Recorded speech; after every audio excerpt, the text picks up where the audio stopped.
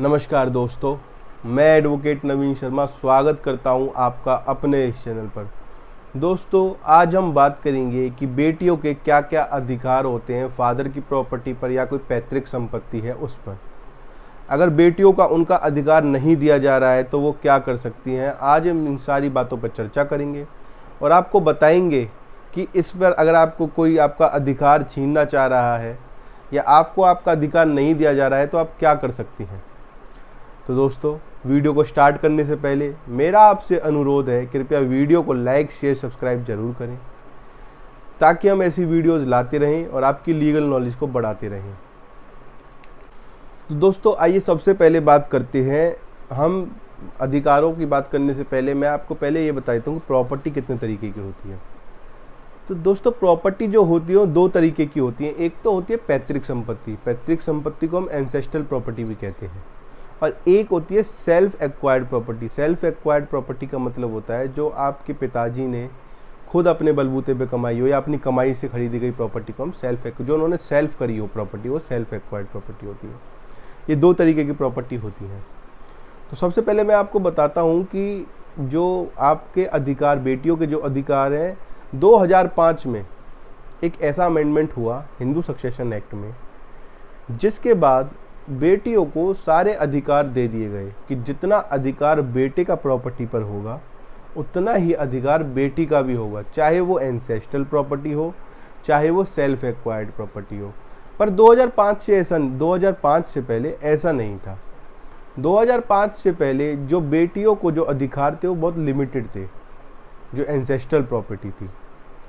तो अब आइए मैं आपको बताता हूँ कि सेल्फ एक्वायर्ड प्रॉपर्टी में बेटी के क्या अधिकार होते हैं और एंसेस्ट्रल प्रॉपर्टी में 2005 के बाद क्या अधिकार होते हैं।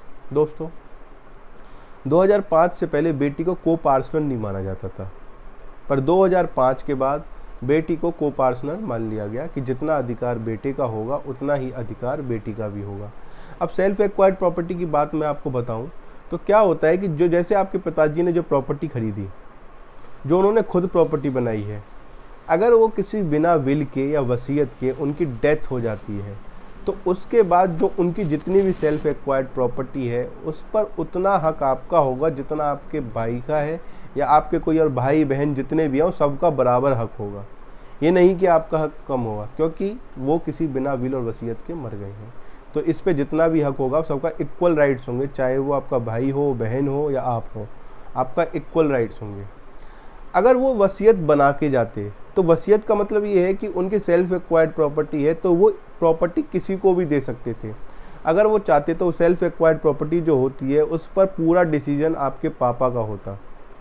मतलब आपके पिताजी ने जो प्रॉपर्टी अपनी लाइफ टाइम के दौरान जो कमाई थी, जो खरीदी थी, उन पर उनका डिसीजन होता कि वो चाहे तो उस प्रॉपर्टी को सेल करें, किसी को दान करें या किसी एक बेटे बेटी को भी वो प्रॉपर्टी दे सकते हैं। उस पर उनका पूरा डिसीजन होता है। ये होती है सेल्फ एक्वायर्ड प्रॉपर्टी। अगर वो विल वसीयत बना के जाते और वो ये कहकर जाते अपनी विल में कि मैं अपनी सारी प्रॉपर्टी दूसरे नंबर के बेटे या बेटी को देना चाहता हूँ और मैं किसी और को नहीं देना चाहता, तो वो प्रॉपर्टी दूसरे नंबर के जो बेटे बेटी को देना चाहते हैं वो प्रॉपर्टी उसके हिस्से में ही जाती। आप उस पर क्लेम नहीं कर सकते हो क्योंकि वो उनकी सेल्फ एक्वायर्ड प्रॉपर्टी थी। हाँ, अगर वो इंटरस्टेट मरते, किसी बिना विल वसीयत के मरते, उनकी डेथ हो जाती, तो उसके बाद आपका प्रॉपर राइट बनता है, आप प्रॉपर क्लेम कर सकते हैं उस प्रॉपर्टी को। आपका बराबर का हक बनता है, जितना आपके भाई बहन का हक बनता है उतना ही आपका हक बनता है। आप उस प्रॉपर्टी को क्लेम कर सकते हो। ये तो हो गया सेल्फ एक्वायर्ड प्रॉपर्टी। अब होती है एंसेस्ट्रल प्रॉपर्टी का मैं आपको बताता हूँ। एंसेस्ट्रल प्रॉपर्टी जो होती है, मैंने आपको बताया पैतृक संपत्ति होती है। पैतृक संपत्ति जो थी 2005 से पहले जो बेटियों का अधिकार था पैतृक संपत्ति पर बहुत लिमिटेड था। उसमें बेटियों को को पार्टनर नहीं माना जाता था, लड़कों के बराबर नहीं माना जाता था। पर 2005 में सेक्शन 6 हिंदू सक्सेशन एक्ट में कहा गया है, सेक्शन 6 में, कि बेटियों का बेटों के बराबर हक है पैतृक संपत्ति पर भी। जितना हक बेटों का है उतना ही हक बेटियों का है। पर एक बात जरूर जान ले, अगर पैतृक संपत्ति किसी विल या वसीयत के थ्रू आपके पिताजी के पास आई है तो वो सेल्फ एक्वायर्ड प्रॉपर्टी हो जाएगी, ना कि वो एंसेस्ट्रल प्रॉपर्टी रहेगी। क्योंकि विल के थ्रू कोई प्रॉपर्टी अगर आपके पापा के पास या पिताजी के पास आती है तो वो फिर सेल्फ एक्वायर्ड प्रॉपर्टी बन जाती है, ना कि वो एंसेस्ट्रल प्रॉपर्टी रहती है। तो उसके बाद उस प्रॉपर्टी का क्या करना है वो आपके पापा का डिसीजन होगा, आपके पिताजी का डिसीजन होगा। वो चाहे तो उस प्रॉपर्टी को किसी को दे सकते हैं, किसी एक बेटा बेटी को। अगर वो चाहें कि सारे बच्चों में बंटनी चाहिए तो वो वसीयत में लिख सकते हैं। अगर वो बिना वसीयत के मरते हैं तो सेल्फ एक्वायर्ड प्रॉपर्टी का मैंने आपको बताया कि अगर बिना वसीयत के आपके पिताजी की डेथ हो जाती है तो वो प्रॉपर्टी फिर सारे भाई बहनों में बराबर की बांटी जाएगी। तो ये तो हो गए आपके अधिकार पैतृक संपत्ति में और एंसेस्ट्रल प्रॉपर्टी में। एक चीज़ और आ जाती है कि आपके पिताजी की डेथ बिना वसीयत के हो गई तो प्रॉपर्टी सब में बराबर बराबर।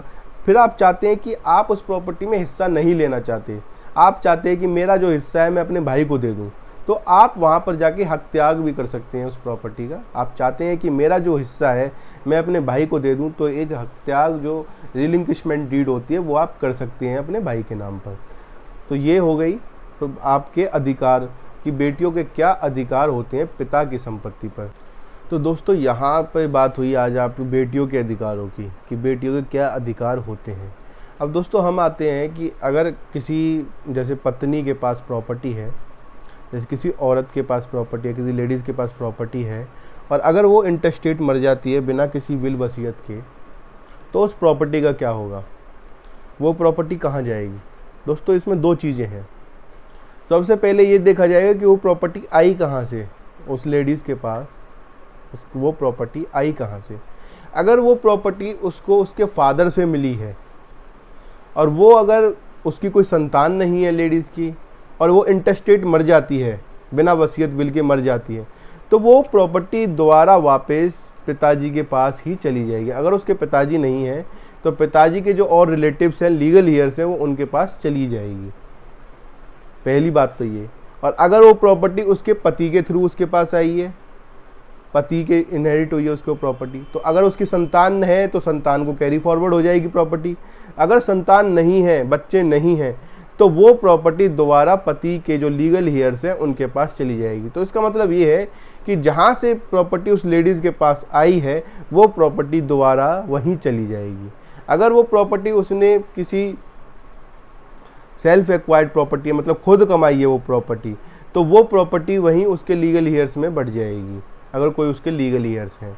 तो दोस्तों ये हो गया प्रॉपर्टी से रिलेटेड जो आपके क्वेश्चंस थे, आज इनके जवाब। बेटी के क्या अधिकार होते हैं। अगर आपकी फिर भी कुछ और क्वेरीज रह गई हैं तो आप मुझे डिस्क्रिप्शन बॉक्स में मेरा नंबर है, मुझे कॉल कर सकते हैं, आप पूछ सकते हैं। कोई आपके मन में कोई क्वेश्चन है या कुछ आपकी क्वेरीज हैं तो मैं ज़रूर उसका आंसर दूंगा। ये नहीं है कि आपकी कॉल नहीं उठाई जाएगी, कॉल उठाई जाएगी, प्रॉपर आंसर दिया जाएगा।